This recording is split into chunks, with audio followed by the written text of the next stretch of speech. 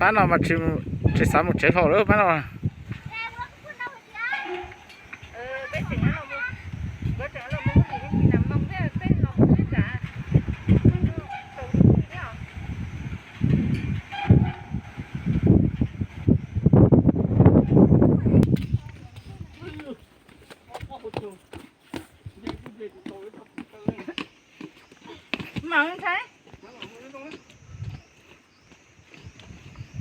tôi hát cơ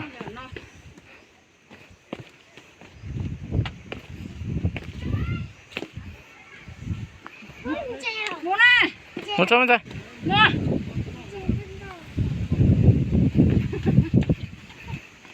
nó để bán thông nó thế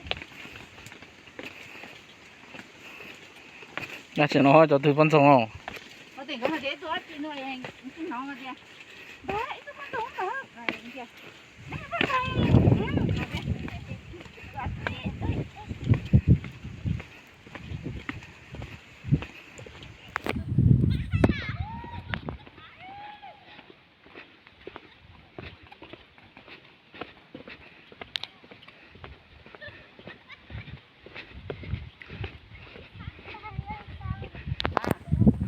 sao nhiều nhiều mình chụp cái xa nhiều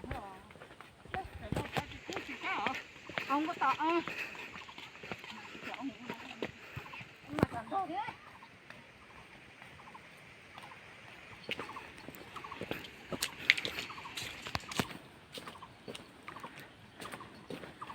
xin chào quý vị trong có cờ thế nó xinh quá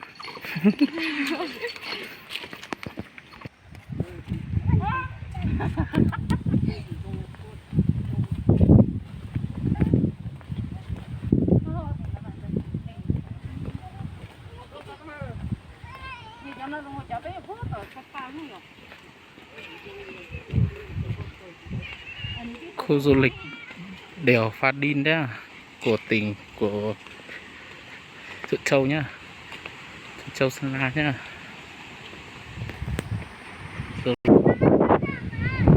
Ô chỗ lót ta đô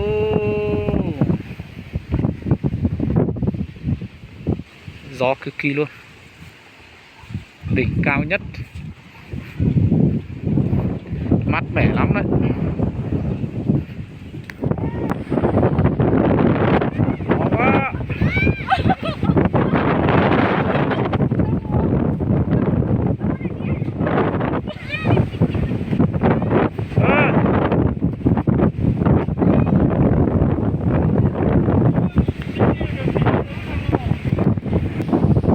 Gió quá, mát mẻ lắm đấy.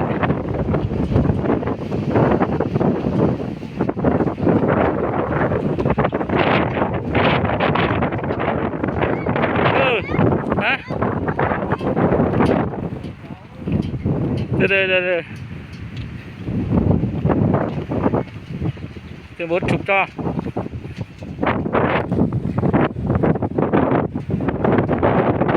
Bỏ khẩu trang xuống mà. Rồi, nhìn này. Rồi. Gió. Bỏ hổ đó, cái tour mùa Điện Biên á, đường đi Điện Biên nhá.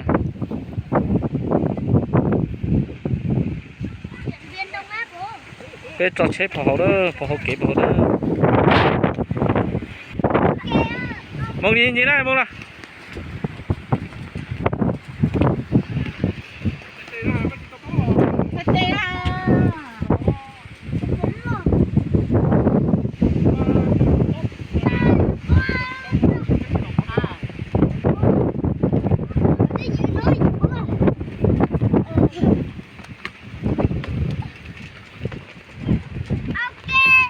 Đây đường kia.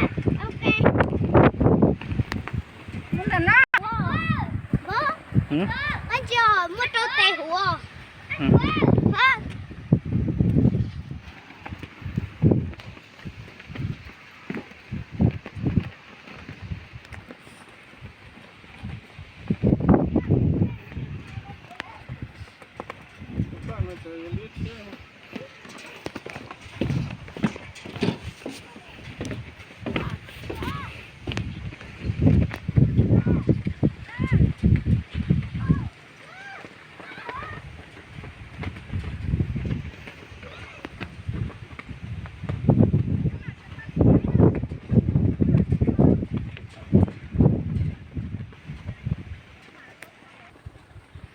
nó giấy lút chế rồi tôi cho khô tôi rầu nó xí nữa này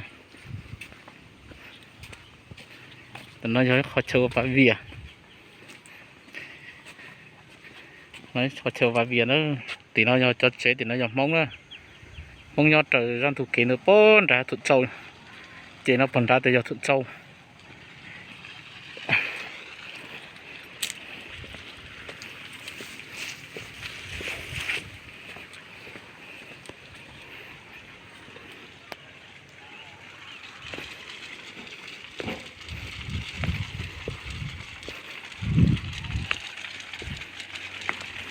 cho nó giờ khâu lì chua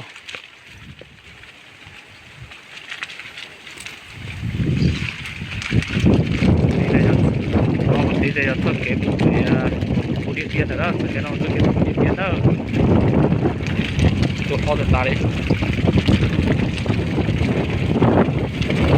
ô chúng đi dưới giam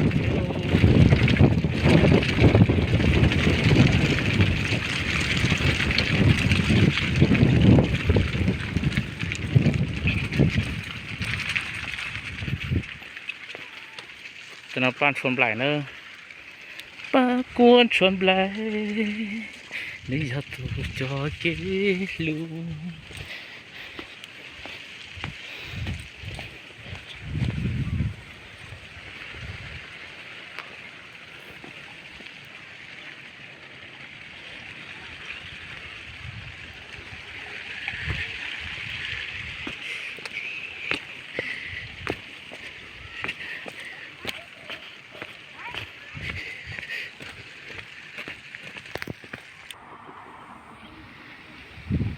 nó cho chế ra chỉ bao chế đắp bao thì chế ra chỉ cho cháu luôn cho nên bằng cả học sẽ đã chỉ nhau hậu nữa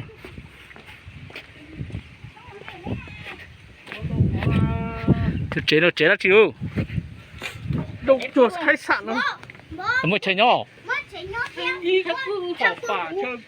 này là khó trong khí luôn là khó trong khí luôn nữa cho đã đi quả tủ hú ở đây lên từ to nó sử dụng nữa à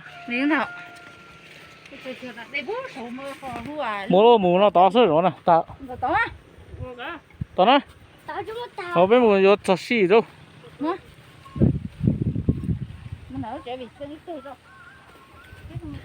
sao cũng một sau đó phần này thế sao được không chả giờ nó sao chơi sập bóng lên tí chúng mua chỉ thấy nó nghe nó còn cái là mua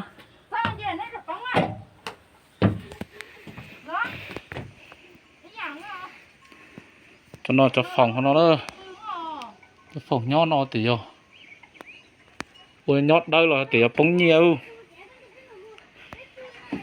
đây là phòng nghỉ trưa ở trên này nhá phòng nghỉ trưa ở trên đèo nhá trên khu du lịch nhá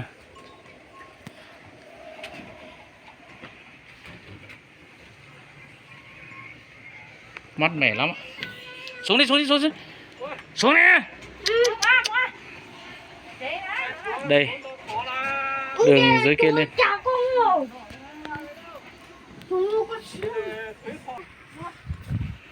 phải không hả ô phải không nó cho tiêu một bác sĩ bố trưởng một đàn bệnh viện đấy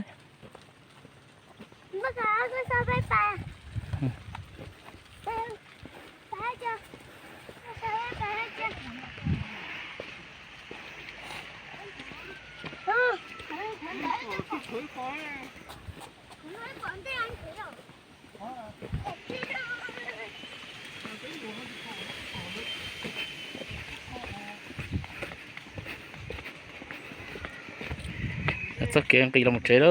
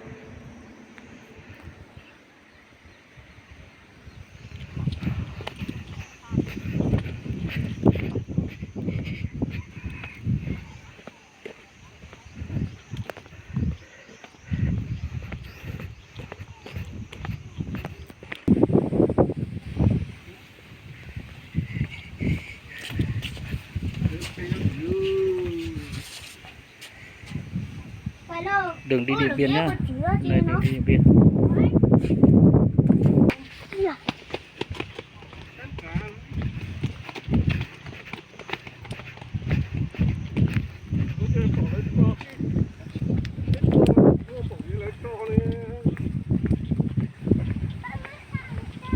Tôi cho nó khó tí thế. Để nữa là một chế nữa rồi. Để chờ kia là một chế nữa. À, còn có quay từ từ đấy. Quay từ từ đấy.